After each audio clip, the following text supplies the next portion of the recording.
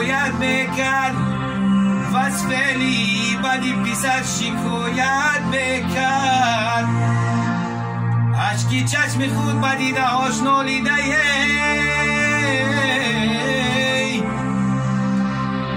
از سوزش دید کیسه روایت میکرد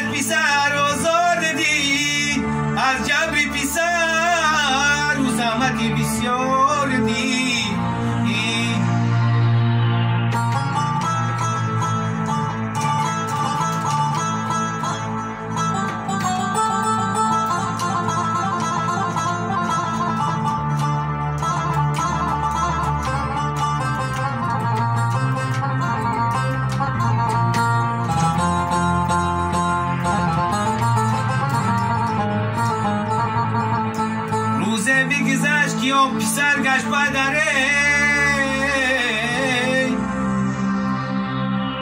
او از پسری خیش شونید بزرگی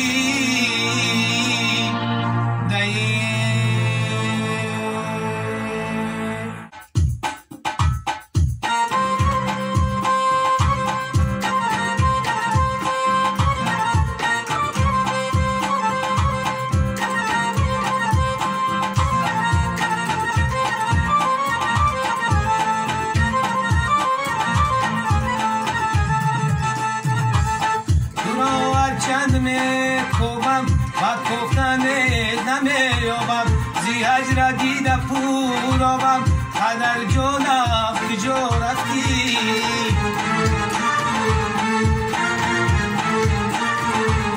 تو یادی آنجا کردی با چشمم اشکبا کردی گولی رویم خزا کردی پدر جانم کجا رفتی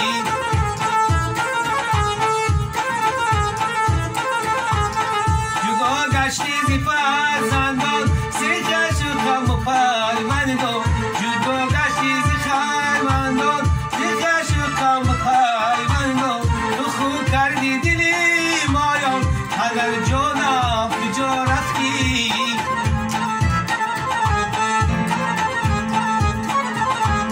نه خدمت بر شما کردم نه قرضی خود ادا کردم نه خدمت بر شما ادا کردم عجب کاری خطا کردم پدر جانم کجا رفتی